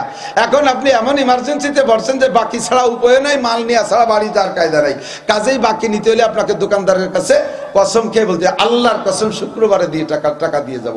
কথার গ্রহণযোগ্যতা বাড়ানোর জন্য আমার আল্লাহ পাক রব্বুল আলামিন বলেন, বান্দা আমার কথা তোরা না খাইলে কিছু আসে যায় না, তবে আমি কথাটা গুরুত্বপূর্ণ হিসাবে বেশি গুরুত্ব বোঝানোর জন্য আমি কসম খাইতেছি। তো তোমরা কসম খাবা আল্লাহর নামে, আর আল্লাহর উপরে তোর কেউ আল্লাহ নাই যে আল্লাহ তার নামে কসম খাবে। আল্লাহ তার সৃষ্টি জগতের ভিতরে যেটাকে গুরুত্বপূর্ণ মনে করেন সেইটার কসম খান। যেমন অদ্দোহা ওয়াল্লাইলি ইযা সাজা, অদ্দোহা ওয়াল্লাইলি ইযা সাজা, ওয়াল আদিয়াতি দাবহান, ফাল মুরিয়াতি কদহান, ওয়াশ শামসি ওয়া দুহাহা, ওয়াল কমারি ইযা তালাহা। যত জায়গা ওয়াও দেখতেছেন আয়াতের শুরুতে, সবগুলো কসম বলতে গেলে বহুত সময় লাগবে। ওয়াত তিন ওয়া যাইতুন ওয়া তুরে সিনিন ওয়া হাদাল বালাদিল আমিন, এগুলো সব আল্লাহর কসম। এই জায়গা আল্লাহ পাক বলেন আমি সময়ের কসম খেয়ে বললাম ওয়াল আসর। তোমার কাছে সময়ের দাম নাই, তুমি চার দোকানে বসে ঘন্টা ঘন্টা নষ্ট করো। আছে না? এই ক্লাসের মানুষ আছে না? নাই আছে না? বুড়ো বুড়ো মানুষ চার দোকানে সকালে গেছে আর রাত 11টার পরে টেলিভিশনের আখেরি মুনাজাত না হলে বাড়ি আসে না। কতক্ষণ মসজিদে আজান হয়েছে, চার দোকানের পাশে বুড়ো সেই সময় মুড়াইয়া আর একদিক ফিরিয়ে নতুন করে একটা বিড়ি ধরায়। এই বিড়ি শেষ না হলে তার মসজিদে যাওয়া যাচ্ছে না, এর ফাঁকে নামাজ হয়ে গেছে। তোমার সময়ের দাম নাই, টেলিভিশন, ফেসবুক, ইউটিউব ইত্যাদি করে করে সময় নষ্ট করো, গাল গপ্প করে নষ্ট করো, চার দোকানে বৈশা। আল্লাহু আকবার। বাংলাদেশের রাজনীতির কি বলা হয় উৎপত্তি স্থান, রাজনীতি তৈরি হয়তো চায়ের দোকানে। ওই জায়গায় বসে বসে কয় বুড়ো গল্প যা শিখিয়ে দেয়, শেখ হাসিনা সেই অনুযায়ী দেশ চালায়। আল্লাহ বাসালি তোমার এই দড়ি দরবার এই মধুমতির নদী পার হয়ে উপার যায় না, অথচ ঘন্টা ঘন্টা সময় নষ্ট করে, ঠিক না? আল্লাহ কয় বলো আসর, আমার কাছে সময়ের বড় দাম আছে। আমি সময়ের কসম খেয়ে বলি, কি বলি? আল্লাহ কসম খেয়ে যে কথাটা বলতে, যে অত্যন্ত গুরুত্বপূর্ণ কথা না, সেই কথাটা কি? এর কসম তো কসমে গুরুত্ব আনছে। এরপরে আরবিতে ইন্না, আন্না, কান্না, লাইতা, লাকিন্না এই জাতীয় কতগুলো হরফ আছে, লামে তাকিদ আছে। এই হরফ দিয়ে, এই শব্দ দিয়ে কথার গুরুত্ব আরো বাড়ায়। এবার আল্লাহ বলতেছেন ইন্নাল ইনসানা লাফি খুসর। একেবারে আমেরিকা থেকে নিয়ে জাপান পর্যন্ত, আদম থেকে নিয়ে কিয়ামত পর্যন্ত সারা দুনিয়ার সমস্ত মানুষ ক্ষতির ভিতরে। লাফি খুস, ইন্না কইয়া তাকিদ বাড়াইছে, কসম দিয়ে তাকিদ বাড়াইছে, আবার লাম দিয়ে তাকিদ বাড়াইছে। ফি খুসর মানে ক্ষতিগ্রস্ত। তার শুরুতে লাম লাগাই দিয়ে কয় অবশ্যই সারা দুনিয়ার সমস্ত মানুষ ক্ষতির মধ্যে আছে, সব মানুষ ক্ষতিগ্রস্ত। এবার আল্লাহ পাক কোটেশন দিয়া ইস্তেসনা করে ভাগ করে দিচ্ছে, কয় না একেবারে সবাই না, একেবারে সবাই না। দুই শ্রেণী, চার শ্রেণী, চার গুণের মানুষ তারা, চার গুণের মানুষ তারা ক্ষতি থেকে বেরিয়ে আসে। একটা হলো ইল্লাল্লাযীনা আমানু, এক নম্বরে যারা ঈমানদার। জোরে বলেন যারা ঈমানদার, যাদের ঈমানের মধ্যে আছে 7টা শাখা। প্রথম কয়টা শাখা? 7টা শাখা। আমার সাথে একটু বলেন আমানতু বিল্লাহি, একটু বলেন না আমানতু বিল্লাহি ওয়া মালাইকাতিহি ওয়া কুতুবিহি ওয়া রুসুলিহি ওয়াল ইয়াউমিল আখিরি ওয়াল কদরি খাইরিহি ওয়া শাররিহি মিনাল্লাহি তাআলা ওয়াল বাসি বাদাল মাউত। কয়টা পড়ছি বলেন তো? কয়টা? এই 7টার প্রতি বিশ্বাস আছে না আমাদের? এক নম্বরে আল্লাহর প্রতি বিশ্বাস রাখে, আল্লাহ আছে। যুবক বলো আছে। ও মালাইকাতিহি, ফেরেশতা আছে। ওয়া কুতুবিহি, সমস্ত আসমানি কিতাব সত্য, সব আসমানি কিতাব সত্য, তাওরাত ইনজিল জবুর সব সত্য। তবে শেষকালে চলবে কোন কিতাব? কিয়ামত পর্যন্ত চলবে কোন কিতাব? তাওরাতের সংবিধান বাতিল, ইনজিলের সংবিধান বাতিল, জবুরের সংবিধান বাতিল। আগের সব 103 খানা আসমানি কিতাব বাতিল, এখন সেগুলোর সংবিধান চলবে না। কিয়ামত পর্যন্ত চলবে একমাত্র কোরআন। ওয়া কুতুবিহি ওয়া রুসুলিহি, সমস্ত নবী রাসূলদের বিশ্বাস করি। তবে কিয়ামত পর্যন্ত আর কোন নবী আসবে? বর্তমান চলবে কোন নবী? মুহাম্মদুর রাসূলুল্লাহ। বলেন কোন নবী? আমার আপনার নবীর নাম কি? একটু মস্ক করতে হবে শোনা। নবীর নাম বললে গুনাহ নাই, নেকি ছাড়া। কতক্ষণ? আল্লাহর নাম একবার বললে বলেন আল্লাহ, 4000 নেকি। কলেমা পড়ি লা ইলাহা ইল্লাল্লাহ মুহাম্মাদুর রাসূলুল্লাহ, কলেমা পড়ার সঙ্গে সঙ্গে আমলনামায় 4000 নেকি লেখা হয়ে গেছে। আল্লাহর নবী বলেন তামলো মা বাইনাস সামাই ওয়াল আরদ, একবার কলেমা পড়লে ওই লোকটার নেকিতে আসমান জমিনের মাঝখানের ফাঁকা জায়গা সম্পূর্ণ ভরিয়া যায়। কন্যা সুবহানাল্লাহ, আল্লাহু আকবার। সমস্ত নবী রাসূলকে মানি, এখন চলবে একমাত্র মুহাম্মাদুর রাসূলুল্লাহ। আমাদের ভিতরে কাদিয়ানি চলতেছে। আজকেও মাত্র দেখলাম নিউজ আসছে, আমি গিয়েছিলাম উত্তরবঙ্গে, ও জায়গা কাদিয়ানিরা ইস্তেমা করার জন্য পাইতারা দিচ্ছে। বাংলাদেশে এত পরিমাণ কাদিয়ানি হয়ে গেছে যে কাদিয়ানিদের দাবি আল্লাহ নবী মুহাম্মাদুর রাসূলুল্লাহ শেষ নবী নয়, গোলাম আহমদ কাদিয়ানি নাকি শেষ নবী। আপনারা সুবহানাল্লাহ বলবেন না নাউজুবিল্লাহ? গোলাম আহমদ কাদিয়ানি কি নবী না কাফের? যুবক, গোলাম আহমদ কাদিয়ানি নবী না কাফের? তারে যারা কাফের না বলবে সেও ক্ষমতা থাকতে, তৌফিক থাকতে, সুযোগ থাকতে কাদিয়ানীদেরকে কাফের ঘোষণা দিয়ে বাংলাদেশে যদি বসবাস করার সুযোগ না দেন, তার মানে তারা এদেশের মানুষ বসবাস করবে এদেশে, তাদেরকে তাড়ায় দিচ্ছি না, কিন্তু কাফের নাম নিয়ে থাকতে হবে। কি নাম? কি নাম? এদেশের থেকে হিন্দুদেরকে আমরা তাড়াই দিচ্ছি না, থাকে তারা হিন্দু উপাধি নিয়া। খ্রিস্টানদেরকে তাড়াই দিচ্ছি না, থাকে তারা খ্রিস্টান। ইহুদিদেরকে তাড়িয়ে দিচ্ছি না, থাকে তারা ইহুদি উপাধি নিয়া। বুদ্ধদেরকে তাড়িয়ে দিচ্ছি না, থাকে তারা বুদ্ধ উপাধি নিয়া। কাজেই এই কাদিয়ানীরা বাংলাদেশে থাকবে, দেশের সন্তান তারা, কিন্তু মুসলমানের নাম নিয়ে থাকতে পারবে না। ওনাদের দলের নাম কি কয় জানেন? আহমাদি মুসলিম জামাত। কি কয়? সাধারণ পাবলিক আপনারা জেনে নেন। আপনারা মনে করবেন যে আহমাদি যখন কইছে আরো মুসলিম কইছে, তাহলে এটা তো সঠিক ধর্ম, কাজেই তাদের কথা শুনি আর মানি। এইভাবে সাধারণ পাবলিকের লীলা ভুলা দিয়া আহমাদি মুসলিম জামাতের পরিচয় দিয়া হাজার হাজার মুসলমানদেরকে কাদিয়ানি বানাচ্ছে। খুদার কসম, কাদিয়ানি কাফের, তার অনুসারীরা কাফের। এক সেকেন্ডও ভেস্তে যাবেন না। তাইতে আপনি মুসলমানদের সাথে মসজিদে 5 ওয়াক্ত নামাজ পড়েন, আমাদের সাথে হজে যান, উমরায় যান, আমাদের সাথে রমজানে রোজা রাখেন, আমাদের সাথে ফরজ বিধান পালন করেন, আমাদের সাথে কোরআন পড়েন, তবু আপনি পাক্কা কাফের। এক সেকেন্ডও ভেস্তে যেতে পারবেন না। আকলিস দীনকা, ঈমানকে ফ্রেশ করেন। আল্লাহর সাথে যেমন কেউ শরীক করা যাবে না, নবীর সাথে নবুয়তে কেউ শরীক করা যাবে। ঠিক আছে তো? ঈমান ঠিক করেন। ও রুসুলি ওয়াল ইয়াউমিল আখির। আজকে কি বার? বুধবার।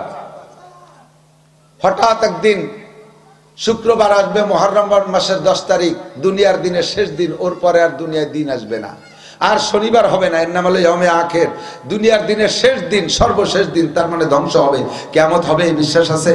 কিয়ামত হবে বিশ্বাস আছে? বাস, মাশাআল্লাহ, আপনারা মুমিন। এবার কয় ওয়াল ইয়াউমিল আখির ওয়াল কদর, তকদিরকে বিশ্বাস করি। ভাগ্যে যা কিছু আছে বা যা কিছু হয় সব কোন জায়গা থেকে ফয়সালা? একটু কইতে হবে কোন জায়গা থেকে। তোর জ্বালায় এই হইছে, ওর জ্বালায় এই হইছে, এই কথাটা বলবেন না। আব্বা বাইসিয়ে যেত, খালি এই যদি একটু নিতাম মাগুরা, ওর সাথে সাথে আপনি কাফের হয়ে গেছেন। আব্বা বাঁচার কোনো ব্যবস্থা নাই, ওই পর্যন্তই তার হায়াত। কতক্ষণ? এ পর্যন্তই তার হায়াত। ধন সম্পদের মালিক কে? দেয় কে? ক্ষমতার মালিক কে? দেয় কে? চিনেই নাই কে? তকদির আল্লাহর পক্ষ থেকে ফয়সালা হয়ে আসে। এখন এই কথার প্রেক্ষিতে একদল আছে কয় হুজুর এই জায়গায় তকদিরের দ্বারে আসতে পারে, আমাদের একটু পরাণে পানি এসে একটু সাহস বাড়ে, কারণ যা কিছু করে সব আল্লাহই করে। এই কথা আমি 100% বিশ্বাসী। কাজেই আমি যে বিড়ি সিগারেট গাঁজা এবা খাই, এও আল্লাহ রুজিতে লিখে রাখছে বিদায় খাই, এখানে আমার কি দোষ আছে? আল্লাহ যদি তুমি এতই বিশ্বাস করো যে গাঁজা বা ফেনসিডিল রুজিতে লিখে রাখছে বিদায় খাও, তুমি আর এ ব্যাপারে কোনো কথা শুনতে চাও না, তাহলে আসো তোমার দুইটা জুতো দিয়ে দুইটা বাড়ি দেই, এও খাইয়ে চুপ করে থাকো, খুশি থাকবা যে রুজিতে ছিল তাই খাইছি।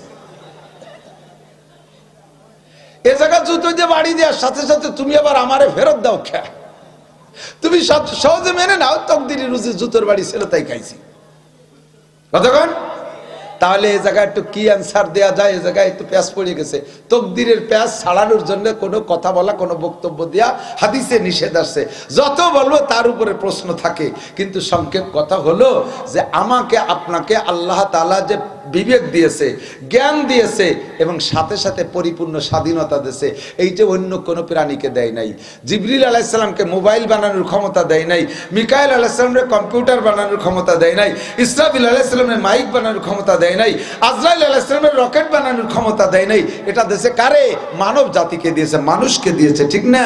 অন্য কেউকে আল্লাহ তাআলা স্বাধীনতা দেয় নাই। জিবরিল আলাইহিস সালামের স্বাধীনতা নাই যে ইচ্ছামতো নবুয়ত নিয়ে আরেকজনকে দেবে, যেমন শিয়ারা কয়। এদিক তাকান, বর্তমানে আমরা শিয়া সুন্নি ভাগ করতেছি না ইসরায়েলের যুদ্ধের কারণে, শিয়া সুন্নি ভাগ করতেছি না। আপাতত মুসলমান নাম কার গলায় আছে আমি তার পক্ষে, কথা কন না কেন? মুসলমান সাইনবোর্ডটা কার গলায় আছে আমি তার পক্ষে। সেই খাতিরে আমরা এখন যুদ্ধে একমত পোষণ করছি সারা পৃথিবীর মুসলমানরা। বাকি শিয়া আর সুন্নির ভিতরে ফার ডিফারেন্স। শিয়ারা মুসলমান কিনা আপনি বিচার করবেন। শিয়ারা বলে যে নবুয়তি পাবে হলো আলী, শেষ নবী হবে আলী। জিব্রাইল ভুল করে মুহাম্মাদের কাছে ওহী নিয়ে আইছে। যেই জিব্রাইলের সম্পর্কে আল্লাহ কয় রূহুল কুদুস, পবিত্র আত্মা, আল্লাহ আজও জিব্রাইলের উপাধি ঠিক রাখছে রূহুল কুদুস। সেই জিব্রাইল বলে ভুল করিয়া ওহী মুহাম্মদ রে দিয়ে দেশে, আলী রে না দিয়া। এই কথার দ্বারা কি শিয়ারা মুসলমান থাকে? কতক্ষণ থাকে? আল্লাহু আকবার। জিব্রাইলের এই স্বাধীনতা নাই। এখন আকাশে মেঘলা মেঘলা ভাব, এই কামটা করতেছে মিকাইল আলাইহিস সালাম। এই মেঘাচ্ছন্ন আকাশ রাখছে কিডা? মিকাইল আলাইহিস সালামের দায়িত্ব। আমাদের খারাপ লাগতেছে, মিকাইল আলাইহিস সালামের 200 কোটি টাকা ঘুষ দিয়ে কি মেঘ সরাতে পারবো? মিকাইল আলাইহিস সালামের কাছে মুনাজাত করতে পারবো, দেখেন মিকাইল আপনার হাত ধরি পায়ে ধরি এই আকাশটা একটু সাফ করে দেন। মিকাইলের কোনো ক্ষমতা নাই, এই জায়গা তার স্বাধীনতা নাই, ঠিক কিনা? দুনিয়া এখন যেভাবে যা হয়ে গেছে এখন আর ভালো লাগতেছে না, মনে কয় যে শেষ করে দেই। আমার হাতে যদি সিঙ্গার থাকতো, ইসরাফিলের সিঙ্গা যদি আমার মহি থাকতো, কবে ভুই দিয়ে উড়ে ফেলাই দিতাম। বিশেষ করে আদা আদি ভাগ করে ফু দিতাম, ইন্ডিয়া এক ফু দিয়ে ফিরে ইসরায়েল নিয়ে যেতাম, আমেরিকা হুই টুয়ে শেষ করে ফেলাই দিতাম। এ জায়গায় ইসরাফিলের কোনো স্বাধীনতা, কাহারও কোনো স্বাধীনতা নাই, বাকবাল লোকের নাই, ফেরেশতাদের নাই। আমাদের আছে না নাই? কথা কন না, আছে না আমাদের স্বাধীনতা? বিড়ি খাওয়ার সময় মুখ চিপে ধরে আল্লাহ, পরের মেয়ের গায়ে হাত দেওয়ার সময় হাত প্যারালাইসিস হয়ে যায়, গান শুনতে যাওয়ার সময় চাকা পাংচার হয়ে যায়, আরে গান শোনার সময় কান বয়রা হয়ে যায়, এই সিনেমা দেখার সময় চোখ কানা হয়ে যায়, মদ গাঁজা খাওয়ার সময় মুখে প্যারালাইসিস আসে, চুরি করার সময় হাত সল হয়ে যায়, ডাকাতি করার সময় হাত পঙ্গু হয়ে যায়। এগুলো কোনো কিছু হয় না। আল্লাহ তাআলা স্বাধীনতা দিয়েছে, করতে থাকো। আমাকে যে স্বাধীনতা দিয়েছে আর আমাকে যে জ্ঞান দিয়েছে, এই পরিপূর্ণ স্বাধীনতার জ্ঞানকে ব্যবহার কইরা আমি দুনিয়া ভালো হওয়ারও অধিকার আছে, মন্দ হওয়ারও সুযোগ আল্লাহ তাআলা করে দিয়েছে। এই ভালো মন্দ হওয়ার স্বাধীনতা আল্লাহ আমাকে দিয়েছে। এবার আমি 60-70 বছর জিন্দেগি, দুনিয়ার জিন্দেগি কাটাইয়া আমার স্বাধীনতার বিবেককে ব্যবহার করে আমি কি করব? ধনী হব না গরিব হব, ভালো হব না মন্দ হব, নামাজি হব না বেনামাজি হব, আল্লাহ পাক এইটা অ্যাডভান্স জানে। সেই জানা অনুযায়ী লিখে রাখছে, এর নাম হলো তকদির। আমি তারপরও ভালো করে বুঝতে পারি নাই, কারণ কথা লম্বা হয়ে গেছে, গোড়ার কথা মনে রাখতে পারেন নাই। বলে নিছি না, একদল কয় যে তকদিরকে বিশ্বাস করি, কাজেই চূড়া টাকা তকদিরে ছিল খাইছি। রুজিতে নামাজ নাই, হুজুর তকদিরি নামাজ নাই, আল্লাহ লেহি নেই, তা বলবো কি? কপালে রোজা নাই, এত নিয়ত করছি যে এবার রোজা থাকবো, সেই রোজা কপালে নাই। আসো, কপালে জুতোর বাড়ি আছে, খাইয়ে যাও। কথা এই জায়গা তকদিরের এই তর্জমা যে যা কিছু করে আল্লাহ করে, তবে এই দুনিয়ার ইবাদত বন্দেগী ভালো মন্দ হওয়ার বিবেক বিবেচনা আল্লাহ আমাকে দিয়েছে। নবী পাক সে কথা হাদিসের মধ্যে বলেন, আল কাইয়িসু মান দানা নাফসাহু ওয়া আমিলা লিমা বাদাল মাউত ওয়াল আজিজু মান আতবা নাফসাহু হাওয়াহা ওয়া তামান্না আলাল্লাহ। তোমার যে স্বাধীনতা দিয়েছে, তুমি যদি তোমার স্বাধীনতাকে প্রয়োগ কইরা, তোমার যে বিবেক দিয়েছে বিবেকরে খাটাইয়া, তোমাকে যদি তুমি নিজে দিনদার বানাও, এই দিনদার তোমাকে বানানোর অধিকার আছে। আমাকে আমি মসজিদে নিতে পারি, জোরে বলেন পারি কি পারি না? আমারে আমি মসজিদে নিতে পারি, আমারে আমি মন্দিরে নিতে পারি, আমাকে মাদ্রাসায় নিতে পারি, আমাকে স্কুলে নিতে পারি, আমারে ইস্তেমায় নিতে পারি, আমাকে উড়াকান্দি নিতে পারি, আমাকে দিয়ে ওয়াজ শোনাইতে পারি, আমাকে দিয়ে কীর্তন গান শোনাইতে পারি। এটা আমার ক্ষমতা আছে। আমি বিয়ে করতে পারি, আবার আমি জিনাও করতে পারি, আমি হালাল কামাই করে খেতে পারি, আমি চুরিও করতে পারি। এই স্বাধীনতার ক্ষমতা আল্লাহ আমাকে দিয়েছে। আমার স্বাধীনতার ক্ষমতার বিবেকরে ব্যবহার কইরা আমি কি করব, এইটা আল্লাহ পাক অ্যাডভান্স জানে। এই জানা অনুযায়ী লিখে রাখছে। ওই লেখাকে বিশ্বাস করার নাম হলো তাকদীর। আল কদরি খাইরিহি ওয়া শাররিহি মিনাল্লাহি তাআলা ওয়াল বাসি বাদাল মাউত। এ আমার প্রাণপ্রিয় যুবক, আমার মা ও বোনেরা, পর্দার আড়ালে অন্তর থেকে স্বীকার করেন, বিশ্বাস করেন, আমাদের কি মরা পর্যন্ত শেষ না? আবার উঠতে হবে, হাসরের মাঠে উঠতে হবে, কি হবে না? আমাদেরকে আমাদের নিজেদেরকে উঠার দায়িত্ব দিবেন না আল্লাহ। আল্লাহ বলবেন, আমি তোমাকে উঠাইয়া ছাড়বো। মিনহা খলাকনাকুম, বানাইছি তোমারে মাটি দিয়ে আমি। অফিহা নুইদুকুম, মাটির মধ্যে আইনেই ছাড়বো। তুমি কোনো অবস্থায় পালাই সেরে যেতে পারবা না। ঘরে ইমারত রাবরি বার আসমা আকে বাজরে জমি গরদিনহা আলায়া সাকিনাল কসরিল মুআল্লা সাতুদফানু আন করিবিন ফিত তুরাবি।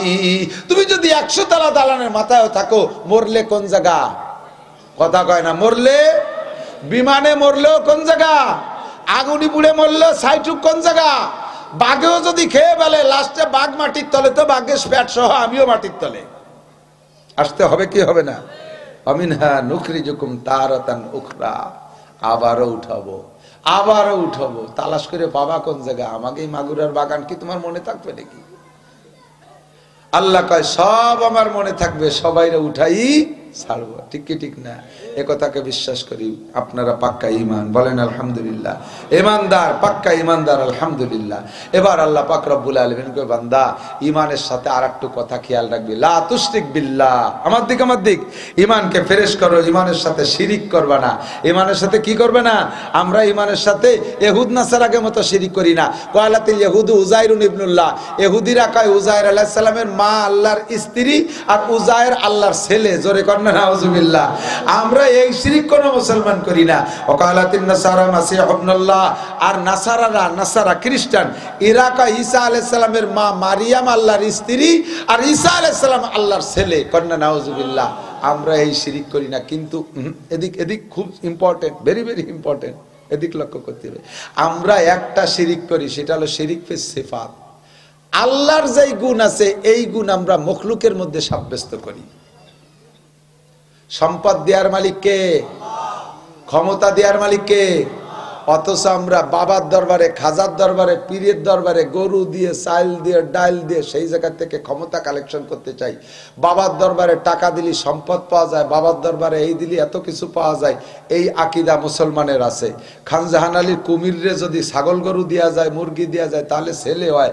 ওই বায়েজিদ বুস্তামি রহমাতুল্লাহ আলাইহের গজার মাসে যদি বাদাম কিনে দেওয়া যায়, তাহলে এই সিদ্ধি হয়, এই উদ্দেশ্য পূরণ হয়। তারপরে কি কয়, সে এলো শাহজালাল রহমতুল্লাহ গজার মাছ, আর বায়েজিদ বুস্তামির কচ্ছপ। এরপরে আমাদের দেশে বহুত বড় বড় পীর আছে। পীরের দরবারে গরু মানে, পীরের দরবারে মোমবাতি মানে, পীরের দরবারে মুরগি মানে, পীরের দরবারে মান্নত করে, পীরের কাছে মান্নত করে। এই পীরের কোনো ক্ষমতা নাই, বাইচে থাকতে তার কোনো ক্ষমতা নাই, তার মরার পরে তার ক্ষমতা আসে কোন জায়গার থেকে? কতক্ষণ না কেন? কোন মানুষের কোনো ক্ষমতা আমার নবীর চাইতে বড় পীর হতে পারে না। হাজী সাহেবদের কাছে শুনে দেখেন, রসুলের রওজায় যাইয়া বাঙালি এবং পাকিস্তানি আর ইন্ডিয়ান মুসলমানরা, এরা যারা মাজার ভক্ত, কবর ভক্ত, এরা যে রসুলের রওজার কাছে যে হাত তুলে মোনাজাত করে, হুজুরির কাছে চায়, ইয়া রাসূলুল্লাহ, হে আল্লাহর নবী, আমার এই দাও, ওই দাও। সৌদি আরবের পুলিশরা, বড় বড় অফিসার পুলিশের জায়গা, আরবিতে বড় অফিসার পুলিশকে কয় মুতাওয়া। এই অফিসার পুলিশ, সিপাহী পুলিশ আছে, ওরা সঙ্গে সঙ্গে বাহু ধরে ঘুরাই দেয়, ইস্তাকবিলিল কিবলা। ইয়া হাজা শিরিক। হাজী সাহেব, তুমি রসুলের কাছে মুনাজাত করতে, এটা শিরিক। ইস্তাকবিলিল কিবলা, কিবলার দিকে ফেরো। ওয়াইজা সালতুম ফাসআলুল্লাহ, চাইতে হলে আল্লাহর কাছে চাও। লিমা তাসালিন্দা মুহাম্মদ, মুহাম্মাদের কাছে চাও কে? হুয়া ইনসান, সে তো একটা মানুষ। লা শাইফিয়া দিহি, তারাতে কিছু নেই। কুল্লু শাইফিয়া দিল্লাহ, সবকিছু আল্লাহর হাতে। মুহাম্মাদের কাছে যদি কিছু থাকতো, সম্পদের অধিকার ক্ষমতা থাকতো, তাহলে তার ঘরে 1 মাস চুলো জ্বলে নাই, না খেয়ে কষ্ট করছে। তার নাতি হাসান হুসাইন পেটে পাথর বেঁধে রয়েছে, তার মেয়ে ফাতেমা ঘরে না খাওয়া, রসুল নিজেও পেটে পাথর বেঁধে কাইতে রয়েছে। তাহলে নবীর কাছে চাও কেন? তার কাছে কি আছে? নবীর কাছে যদি ক্ষমতাই থাকবে, তাহলে তার দাঁত ভাঙলো কে? তার মাথা ভাঙলো কে? তাই বলারা মারলো কে? নবীর কোনো ক্ষমতা নাই, ক্ষমতা সব কার? নবী বড় সম্মানী, নবী আল্লাহর সৃষ্টির শ্রেষ্ঠ। তার দোহাই দিয়ে, তার ওসিলা দিয়ে আল্লাহর কাছে বলতে পারো। এর জন্য কিবলা মুখিয়ে দোয়া করবা, বলতে পারো আল্লাহ তোমার রসুলের দেশে আসছি, তোমার দেশে আসছি, তোমার রসুলের তুবা এলে আমার দোয়াটা কবুল করো। তুমি এ কথা বলতে পারো, হে নবী আমারে এই দাও, হে নবী আমাকে ওই দাও। এগুলো বললে শিরিক হয়ে যাবে। কোনো পীরের কাছে যে চাওয়া যাবে না, পীরের মাজারে সিজদা দেওয়া যাবে না, কোনো গাছের গোড়ায় মান্যত করা যাবে না, দুধ পানি দেওয়া যাবে না গাছের গোড়ায়। এটা হিন্দুদের স্বভাব। কার স্বভাব? মুসলমান বড় বড় মান্দার গাছ, বট গাছ, এর গোড়ায় দুধ পানি দেয়। আমি গেছি, সিডার হয়েছিল না একবার আমাকে ওদিকে গোপালগঞ্জ 7 সালে, মনে আছে নাকি? দক্ষিণবঙ্গে সিডার হয়েছিল, আপনাদের এদিকে মানে আজ কিছু আসছিল হালকা। সিডারের আগে গেছি আমি বরিশাল মাহফিলে, যার সময় রাস্তার পাশে দেখি বিশাল বিশাল গাছ, বড় বট গাছ, একটা ধুমসা বট গাছ, ওর ফাঁসা লাল হয়ে গেছে সিন্দুর মাহাতি মাহাতি, হ্যাঁ ফুল তো স্তূপ করা রয়েছে। আল্লাহ, হিন্দুরা ওই জায়গা পূজা পাঠ করতেছে। তা আমি কইলাম, এক হিন্দুরে ডেকে যে দাদা এই বট গাছটাই এত শ্রদ্ধা করতেছ, সেবা দিচ্ছ, এর গায়ে এর গুড়ায় তেল পানি ডালতেছ কে? তা বলতেছে এটা একটা দেবতা, এটা একটা দেবতা, এর যদি পূজা পাঠ করি তাহলে আমাদের আপদ বিপদে এরা রক্ষা করে, এটা বহুত বড় একটা শক্তি। পরের বছর গেছি, যাই দেখি সিডারে সেই বট গাছে উল্টো তার ভাষা উপর দিই। আমি কইলাম মুসা এদিকে ছুটে যা, যে বট গাছ নিজের ভাষা ঠেয়াতে পারে না, সে তোর ভাষা ঠেয়াবে কি এরিয়া? কথা কন না কেন? বট গাছ নিজের ভাষা রক্ষা করতে পারে না, তা তোমার ভাষা রক্ষা করবে কি কইরা? কাজেই এদের গোড়ায় পানি ঢালি কোনো লাভ, কথা বলেন আছে? কোন পিসাব মারার পরে কিচ্ছু করতে পারে না। বড় সে বড় বড় অসহায় পিসাবের ওখানে ড্যাগারটা পাইতে কালেকশন করে, ও জায়গা গরু দেয়, ও জায়গা মান্যত করে, 5 পয়সার লাভ নাই, শিরিক। পীরের কোনো ক্ষমতা নাই, সর্বময় ক্ষমতার মালিক কে? সন্তান কে দেবে? দোকান কে দেবে? ছেলে মেয়ে কে দেবে? যা কিছু দেবে আল্লাহ পাক রব্বুল আলামিন দেবে, ঠিক কিনা? লা তুশরিক বিল্লাহ, শিরিক করবেন না। সর্বাবস্থায় শিরিক থেকে ঈমানকে পরিচ্ছন্ন রাখেন আল্লাহ পাক। এই মাঝে মাঝে একটু টুকিটাকি শিরিক হয়, যেহেতু মোহাম্মদপুর বাজারের কাছে, তো বাজার কাছে না, ব্যবসায়ী বাইরে আছেন, মনে রাখবেন ব্যবসায়ীরা একটা শিরিক করে, খুব কঠিন একটা শিরিক করে। সকালবেলা দোকান খুলে কিনা বেচা হওয়ার আগে বাকিও বেচবে না, আর হইরে বিক্কে দেবে না। কেন? সকালে যদি টাকা হাতে আসার আগে যদি দোকান থেকে টাকা দেয়া শুরু হয়, দিন যায়, দিতে দিতে আসে না। এই জন্য ভিক্ষা চাইলে কয় বাবা মাফ চাই, বনি করি নাই। কি কয়? বাবা মাফ চাই, বনি করি নাই। কয় কি কয় না? এর ভিতরে ভিতরে শিরিক রয়েছে। নামাজ পড়িয়েছেন মসজিদ থেকে, দোকান খুলছেন, ক্যাশ বাক্স ভরা টাকা, ঘর ভরা মাল, ফকিরে 5 টাকা দিলে খুশি হয়ে দোয়া করতে করতে চলে যাবে, 3 বড়ি বেশি বাহার দেবেন। সে জায়গা কয় বাবা মাফ চাই, বনি করি নাই। ফকিরও দোয়া, সেরো আল ভাঙ্গা দোয়া একটা দিয়ে দেয়, দিছি তোরে মাফ করে, তুই যেন দিনের মধ্যে বনি করতে না পারিস। তোর তো মাফ চাইছি, দিলাম, মাফ করে যা, তুই যেন দিনের মধ্যে বনি করতে না পারিস। দোকান ভরা মাল, অত্যাধুনিক মাল, এই দোকানেতে দেখে টেকে দামদার ঠিক করে পাশের দোকানেতে কিনে নিয়ে যায়। কিনা বেচা সারা দিন নাই, আজও নাই, কাইলও নাই, সপ্তাহ ভরে নাই, মাস ভরে নাই। হুজুরির কাছে চলে গেছে, খাজা বাবা এখন পরোয়ানা লিখে দেন, দোকানে কিনা বেচা নাই। আল্লাহ কায় খাজা বাবার পরোয়ানা নয়, বাবারে গলায় দড়িতে ঝুলোই তুলিও কাম হবে না দোকানে নিয়ে। কারণ ও জায়গা ফকিরির দোয়া কবুল হয়ে গেছে। কার দোয়া কবুল হয়েছে? ফকিরির দোয়া কবুল হয়েছে।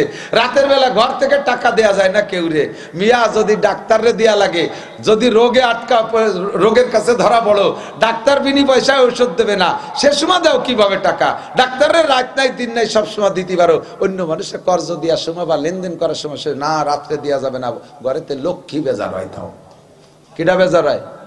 লক্ষ্মী বেজার হয়। মুসলমান আজ লক্ষ্মী পূজা করে।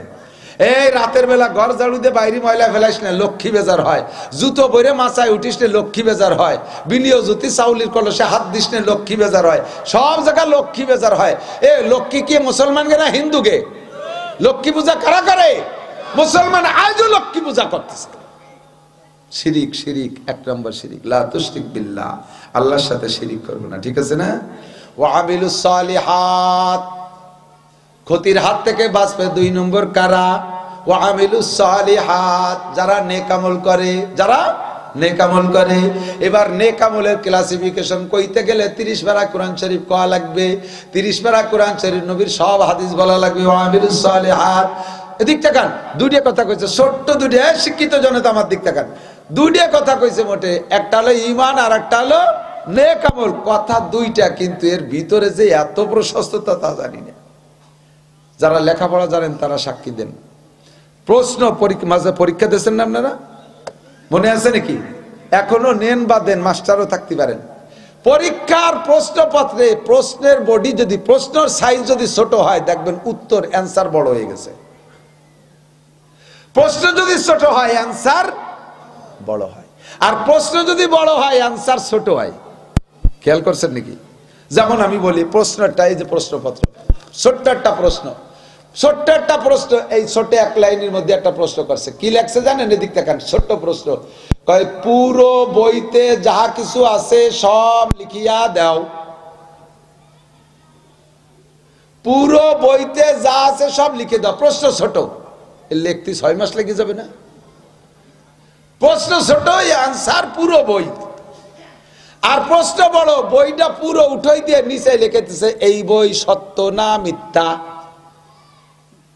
সত্য হলে সত্য এক কথায়, মিথ্যা হলে মিথ্যা এক কথায়, উত্তর শেষ। প্রশ্ন যদি বড় হয় উত্তর ছোট হয়, প্রশ্ন যদি ছোট হয় উত্তর বড় হয়। আল্লাহ ছোট্ট দিনে প্রশ্ন করছে, ইল্লাল্লাযিনা আমানু। ঈমানকে বলতে গেলে আমি মাসের পর মাস বলতে পারবো, ঈমান এত ব্যাপক। আর আমলে সালেহ বলতে কি? ব্যক্তি জীবন, পারিবারিক জীবন, সামাজিক জীবন, অর্থনৈতিক জীবন, রাজনৈতিক জীবন, আন্তর্জাতিক জীবন, সারা জগৎ জুড়ে সব জায়গায় মুসলমানের আমল।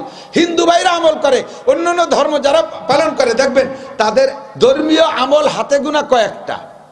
এই হিন্দু ভাইরা আমল করে, আমি দেখি আমাদের বাড়ির কাছে হিন্দু আছে, সকালবেলা গমের তৈটা গরুর সনা নিয়ে ওর মধ্যে গোবর চটকাইয়া সব বাড়ি ভরে ছিটাই দেয়, জায়গাটা পবিত্র হয়ে গেল।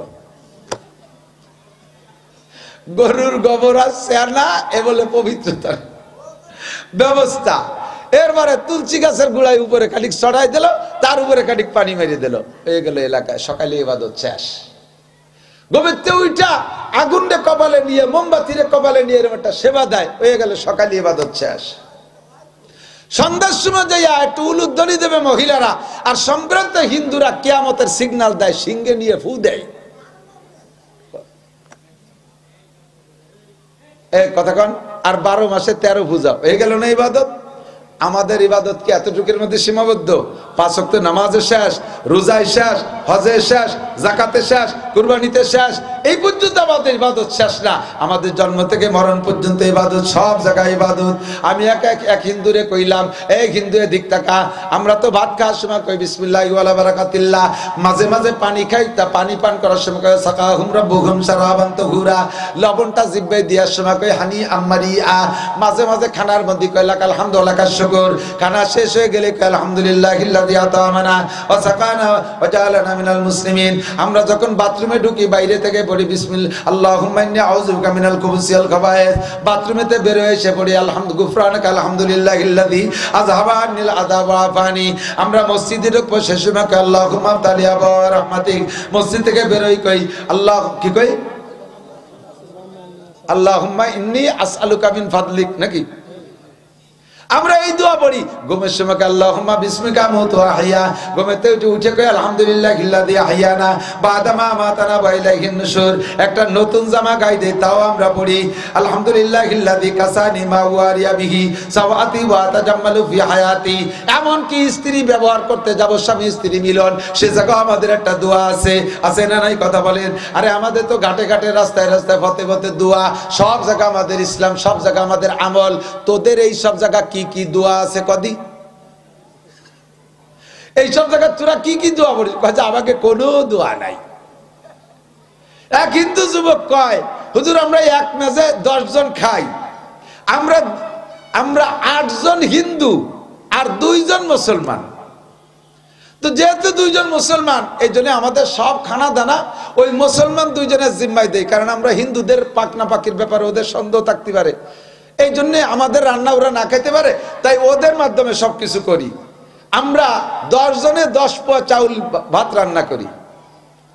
10 পোয়া, ভুল বলছি, 8 জন মুসলমান 2 জন হিন্দু, 10 পোয়া চাউলের ভাত রান্না করি। ওরা 8 জন মুসলমানে সর্বোচ্চ 1 কেজি চালের ভাত খায়, আর আমরা 2 জনে 1.5 কেজি মেরি দিই। এই কয়েক বছর ধরে এইভাবে খাই আসতেছি, বুঝিনি যে একই সাইজের মানুষ, কাজও একরকম করি, পেটও একটু, আমাকে 2 জনের পেটে 1.5 কেজি যায় কোন জায়গা, আর ওরা 8 জনে খায় 1 কেজি। ঘটনা কি? পরে খবর পাইলাম, বুঝতে পারলাম যে মুসলমান ইন্নাল মুমিনা ইয়াকুলু ফি মিয়ান ওয়াহিদা, মুসলমান 1 নাড়িতে খায়, ওয়াল কাফির ইয়াকুলু ফি সাবাতি আমাহা, আর কাফেররা 7 নাড়িতে খায়, মুসলমান 1 নাড়িতে খায়। বিসমিল্লাহ কয়ে খায় বিদায়, আল্লাহ তাআলা বরকত দেয়, তাই তাদের 1 কেজিতে 8 জনের হয়ে যায়, আর আমরা বিসমিল্লাহ কয়ে আলহামদুলিল্লাহ নাই, এই জন্য 2 জনে আমরা 1.5 কেজি মেরে দেই। আমাদের সব জায়গা আমল আছে, কথা কোন আছে না নাই? এই দোস্ত, নতুন কাপড়টা পরবেন, পরেই পড়বেন আলহামদুলিল্লাহিল্লাযী কাসানি মা ওয়ারিয়া বিহি সাওয়াতি ওয়া তাজাম্মালু ফি হায়াতি। আমার এই পোশাক পরাইছে কে? পোশাকের দ্বারা আমার জীবন যৌবনের সৌন্দর্য তৈরি করে কে? আর নাসু বিল লিবাস। ল্যাংটা একটা মানুষের কোনো সৌন্দর্য নাই, আছে নাকি? এর মধ্যে একটা মানুষের ল্যাংটা হয়ে দাঁড়ায়তন তো কিডা দিক চায়, উলা বানলি তো চাবেই না, বড় মানুষ হলে তো এক নজর দেখবে, দেখে সাথে সাথে লজ্জাতে ফিরে চোখ ফিরে আর এর কি দেহে ল্যাংটা মানুষ, এক জায়গা উঁচু এক জায়গা নিচে, বিয়া কুড়ায়টা ট্যাংরা, এর কি দেহে? যখন মানুষটারে সুন্দর করে পোষাবেন তখন হ্যান্ডসাম, থ্যাংক ইউ, চমৎকার, দারুণ দেখা যাচ্ছে। তাহলে এই পোশাকের দ্বারা মানুষের জীবনের সৌন্দর্য ঘটে, এই জন্য প্রশংসা, পোশাকের পরে প্রশংসা পাবে কে? ইল্লাল্লাযীনা আমানু ওয়া আমিলুস সালিহাত। আরেকগুলার থেকে চলে যাই দোস্ত, আমার দিক তাকান। নেক আমলের ভিতরে অন্যতম শ্রেষ্ঠ নেক আমল হলো খামসু সালাওয়াতিন ইফতারাদাহুন্নাল্লাহ। 1 নম্বরে 5 ওয়াক্ত নামাজ, 1 নম্বরে নেক আমল। কতক্ষণ? নামাজের চাইতে বড় আমল নাই। আজকে আমরা এখানে একটু অঙ্গীকারবদ্ধ হই, আমার দিকে তাকান। আল্লাহ পাক যত ইবাদত রাখছে, সমস্ত ইবাদতের প্রতিদান রাখছে আখিরাতের জন্য, তবে প্রত্যেকটা ইবাদতের প্রতিদান আল্লাহ দুনিয়াও কিছু রাখছে। 5 ওয়াক্ত নামাজ পড়লে 4টি পুরস্কার, মরার পরে 1টা পুরস্কার দুনিয়ায়। সমস্ত নামাজি ব্যক্তিকে আল্লাহ রুজির অভাব দূর করে দেয়। আমরা 1 নম্বর নেক আমলের একটু প্রতিজ্ঞা করি, নামাজ পড়বই, একটু কন্যা ইনশাআল্লাহ পরে কইয়েন। ইনশাআল্লাহর ভক্ত, বাড়ি ভক্ত। ইনশাআল্লাহ যে কয়জন কয় সেই কয়জন ইনশাআল্লাহ পড়িবে না। ইনশাআল্লাহ টাইম আছে, পরে বলবে ইনশাআল্লাহ। নামাজের সাথে ইনশাআল্লাহ নাই। বলে নামাজ ফরজ, নামাজ পড়বই। পড়বে না বিদায় কইয়ে লাভ কি? খালি খালি চুপ করে রয়েছে। ক্ষতির হাত থেকে যদি বাঁচতে চান তাহলে নামাজের বিকল্প নাই। মান হাফাজা আলাস সালাওয়াত, যে ব্যক্তি 5 ওয়াক্ত নামাজ পড়ে, আকরামাহুল্লাহ বিখামসি খিসাল। নবী কয় 5টা পুরস্কার। 1 নম্বরে ইরফান রুজিকুল আইশ, নামাজের রুজির অভাব থাকে না। 2 নম্বরে আযাবুল কবর থাকে না। 3 নম্বরে ইউতিহিল্লাহু কিতাবাহু বিয়ামিনিহি, হাসরের মাঠে ডান হাতে আমলনামা পেয়ে যাবেন। 4 নম্বরে আমরু আলাস সিরাত কালবার, বিদ্যুৎ গতিতে চোখ বন্ধ করে একে দৌড়ে পুল সিরাত পার হয়ে চলে যাবেন। 5 নম্বরে ইয়াদখুলুল জান্নাতা বিগাইরি হিসাব, বিনা হিসাবে জান্নাতে চলে যাবেন। এত বড় পুরস্কার নামাজের বিনিময়। কিসের? পড়বো, বলেন নামাজ পড়বই। যুবক খেলাধুলা করবা, বিকেলে এই মাঠে খেলবা, আজান হওয়ার সাথে সাথে আসরের আজান, এই ব্যাট থাকলো, খুঁটো থাকলো, বটি থাকলো, থাক, আগে নামাজ পড়েছি, যাও নামাজটা পড়িস, আবার খেলো।